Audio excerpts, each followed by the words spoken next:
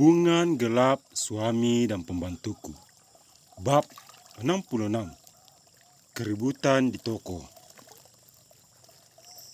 Mobil kami beriringan menuju ke sebuah restoran terkemuka. Aku, Nisa dan Nindi dalam satu mobil. Ayah dan ibu juga dalam satu mobil. Sedangkan Pak Reno bersama Bu Sulis. Melihat kedatangan kami, seorang karyawan berlari kecil membuka pintu. "Selamat siang dan selamat datang di restoran kami," ucapnya sembari menunduk. "Siang, ayo semua masuk," ajak Bu Sulis. Kami menuju ke sebuah meja panjang yang ukurannya lebih besar dari ukuran meja yang ada di dalam restoran itu. Ya, cukup memuat satu keluarga. Setelah kami duduk, dua orang pelayan datang menghampiri kami. "Silakan dipilih menunya." Salah seorang di antara mereka menyerahkan daftar menu restoran pada kami. "Keluarkan semua menu spesial yang ada di sini, tanpa terkecuali." "Apa ini tidak terlalu berlebihan, Sulis? Takutnya mubazir nantinya." "Tidak apa-apa, Sri. Ini juga untuk merayakan kebahagiaan kami, karena sudah terbebas dari Meli dan Melda." "Baik, Nyonya. Kalau begitu, kalian tunggu sebentar, biar kami menyiapkan pesanan kalian." Kedua pelayan itu berbalik pergi. Aku sangat lega, karena pesta pernikahan Meli dan Reno akhirnya batal juga. Tuhan telah mendengarkan doaku selama ini. Apa jadinya bila Meli kembali menjadi mantuku? Aku tidak bisa bayangkan betapa tertekannya aku memiliki mantu seperti itu. Jodoh, rezeki, dan maut itu sudah ditentukan. Bagaimanapun kita menghindari, bila itu sudah menjadi ketetapan yang di atas, maka akan terjadi seperti itu. Berarti ada peluang besar nih kita bisa jadi besanan. Seketika wajahku memerah, apalagi Nisa dan Nindi cengengesan di sampingku. Kalau aku terserah yang menjalankan, kita sebagai orang tua hanya bisa mendoakan yang terbaik bagi anak-anak kita. Jangan sampai kegagalan sebelumnya terulang kembali. Aku juga berharap seperti itu. "Bagaimana, Reno? Kapan nih kamu mau melamar Rini?" tanya Bu Sulis pada Pak Reno yang sedari tadi hanya diam. "Janganlah terburu-buru. Kasihan Reno yang baru saja mengalami kejadian pahit," sambung ayah. Tidak lama kemudian, pesanan kami tiba. 5 orang pelayan datang mendorong gerobak kecil yang di atasnya sudah tersusun rapi beberapa jenis makanan dan minuman. Para pelayan-pelayan itu menyusun rapi makanan serta minuman di atas meja kami. "Silakan menikmati. Bila ada yang masih kurang, kalian boleh memanggil kami lagi." "Terima kasih banyak. Ayo semua, silakan menikmati hidangannya. Soal bayaran, kalian jangan khawatir, ada bos di sini," tatap Bu Sulis pada Pak Reno yang mulai mengisi piringnya dengan nasi. Acara makan-makan kali ini cukup meriah, apalagi mendengar omelan ibuku yang selalu saja melarang ayahku untuk makan daging dan gorengan. Ada sekitar 30 menit, kami menikmati makan siang hingga kami berdiri dan berencana untuk pulang. Nisa dan Nindi berangkat duluan setelah mengucapkan terima kasih pada Bu Sulis. "Bagaimana kalau kalian ke rumah kami? Besok baru kalian pulang ke rumah." "Tidak bisa seperti itu. Aku harus beres-beres rumah, dan si Rembo juga belum diberi makan," balas ibuku. "Rembo itu siapa?" "Adiknya Rini." "Ayah?" Sedikit kulancipkan bibirku ke arah ayah. "Memangnya Rini punya adik?" "Bukan. Itu ayam peliharaan Gunawan yang diberi nama Rembo.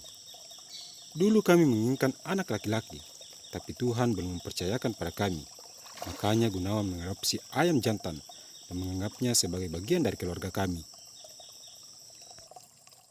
Jawaban ibuku membuat Ibu Sulis dan Pak Reno terbahak, hingga membuatku semakin malu. Tidak terasa 1 minggu sudah berlalu. Hari ini, aku berencana ke mall untuk memantau perkembangan toko yang ada di mall itu.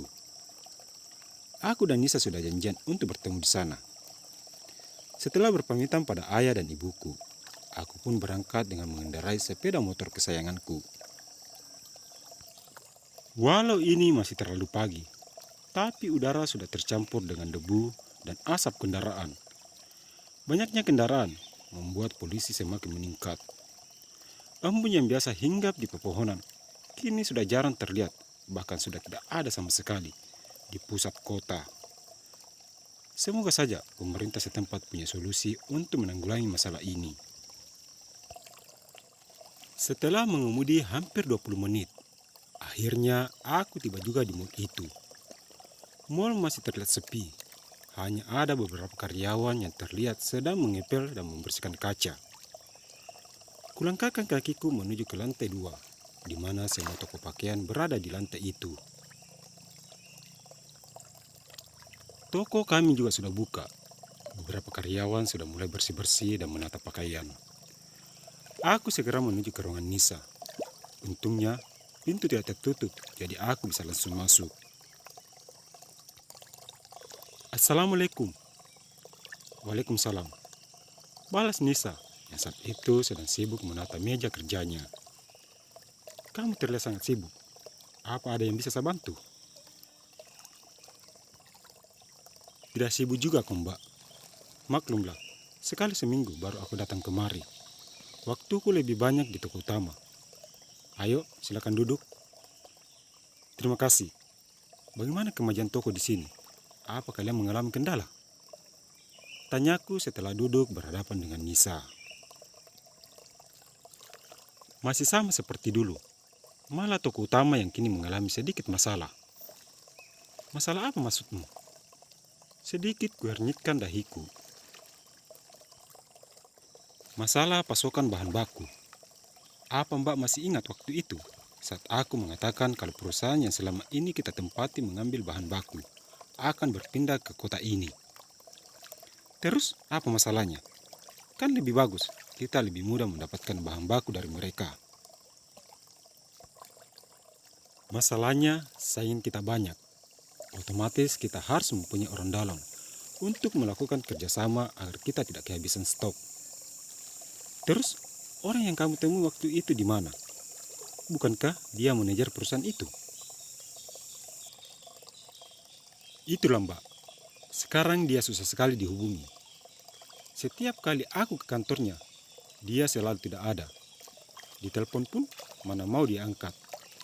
Aku yakin ada sayang kita yang sedang memegang dia. Ini tidak boleh dibiarkan. Toko kita akan mengalami penurunan jika seperti itu. Setelah perusahaan itu benar-benar beroperasi di sini, kita ke sana untuk menemui temanmu itu. Ada baiknya seperti itu. Kita harus cepat bergerak sebelum saingan kita memonopoli semua bahan baku di perusahaan itu.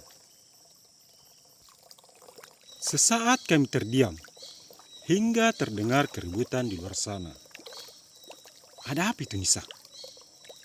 Sepertinya karyawan kita sedang ada masalah dengan konsumen. Ada baiknya kita keluar. Aku dan Nisa segera berdiri, lalu keluar dari dalam ruangan. Hanya baju sesederhana ini, kalian jual dengan harga 400.000. Kalian pasti sengaja untuk menaikkan harga. Betul Mbak, harganya memang seperti ini. Mana berani kami memainkan harga. Di sini semuanya sudah dikontrol oleh bos kami. Aku tidak percaya. Mana bos kalian? Aku ingin bicara dengannya. Sudahlah, jangan membuat keributan di sini. Kasihan janin dalam kandunganmu. Seorang pria mencoba menenangkan seorang perempuan hamil. Pokoknya, aku harus menemui bos mereka, Mas Joni. Mereka harus diberi teguran agar tidak lagi mencurangi pelanggan lain. Mana bos di toko ini? Perempuan itu berteriak. hingga suaranya nyaring di telinga. Aku sudah ada di belakangmu, balasku sambil melipat tangan di depan dada.